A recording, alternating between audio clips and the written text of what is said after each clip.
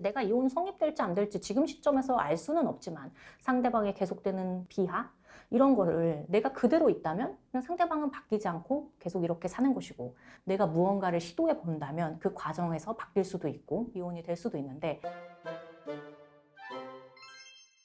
우리 의뢰인분은 이제 당초 이혼 상담을 오셨을 때 나 이혼이 될 수 있을까? 정말 하루라도 좀 편안하게 이혼을 하고 싶다, 이런 말씀을 하셨던 사안이에요.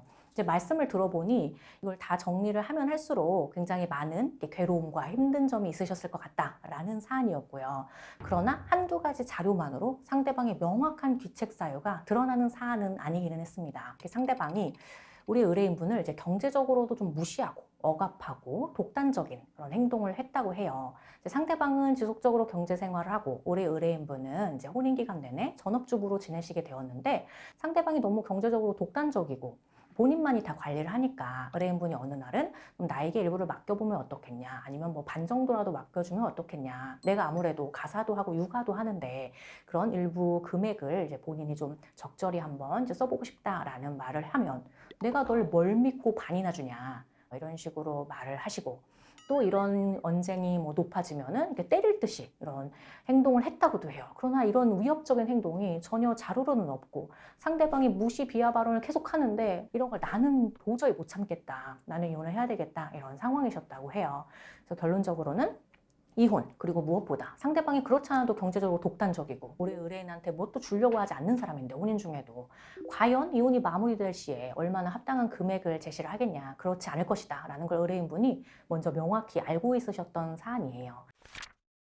우리는 이제 상대방 단독 명의로 되어 있는 해당 공동주택에 대해서, 단독 명의지만 우리의 부부 공동재산이라고 할 수 있는 주택에 대해서 우리가 가압류를 먼저 진행을 하게 되었습니다. 상대방이 원래 말은 안 통하는 사람이지만 우리가 적절한 서면을 제출하고 조정기일에서 최대한 적극적으로 한다면 조정이 될 여지도 있을 것이고, 의뢰인분 또한 원하는 바였기 때문에 저희는 조정 신청서를 우선 접수하게 됩니다.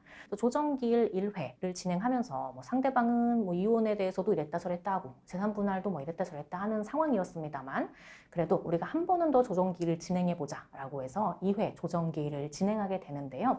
결론적으로는 이혼 성립, 그 다음에 재산 분할에 대해서도 약 45% 내지 50%에 육박하는 약 2억 6천만 원을 지급받으면서 마무리했던 사안입니다. 게다가 우리 의뢰인분은 대다수의 사안에서는 상대방과 같이 지내지 않으면서 이혼을 하시게 되는데, 현실적으로 내가 먼저 다른 곳에 가서 진행을 하기가 어려운 상황이어서 계속 같이 거주 중이셨어요. 근데 당장 내가 좀 갈 집을 마련하고 이런 시간이 필요하기 때문에 우리가 재산 분할을 전부 지급받는 시점으로부터도 약 2달간의 여유를 두면서 그 이후에 우리가 이 집에서 나오는 것으로 이렇게 합의를 해서 조정조서에 기재했던 사안입니다.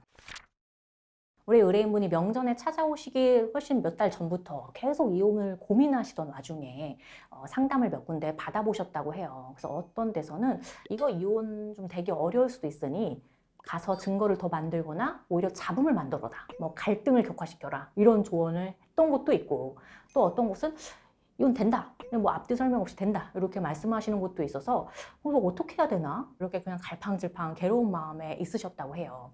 그런데 어느 날 우리 명전에 오시게 되었고, 남겨주신 바에 의하면은 쉽지는 않지만 이혼이 되어야 하는 사안이다 라는 말씀을 이제 저로부터 듣고 결국에는 결정을 했다고 하시네요. 내가 이혼 성립될지 안 될지 지금 시점에서 알 수는 없지만 상대방의 계속되는 비하 이런 거를 내가 그대로 있다면 그냥 상대방은 바뀌지 않고 계속 이렇게 사는 것이고, 내가 무언가를 시도해 본다면 그 과정에서 바뀔 수도 있고 이혼이 될 수도 있는데, 내가 여기와 진행해 보면 그래도 후회 없이 이 사안을 진행할 수 있겠구나 라는 생각을 하셨던 것 같아요. 사실 저는 결론적으로 이혼을 원하고 그게 한두 가지 자료로 명확하지 않더라도 의뢰인분의 말을 들었을 때 그 정도가 심하다면 이혼이 된다고 사실 생각을 합니다. 이혼 사유는 한두 가지 어떤 사유에 국한되는 것이 아니고 정말 다양할 수가 있거든요. 근데 결국엔 상대방의 그 부당한 행동들 때문에 우리 의뢰인분에게 혼인관계를 지속하세요, 강요하는 것이 부당하다면 그건 이혼이 되어야 하는 것이 맞고 결론적으로 이혼이 되어 왔습니다.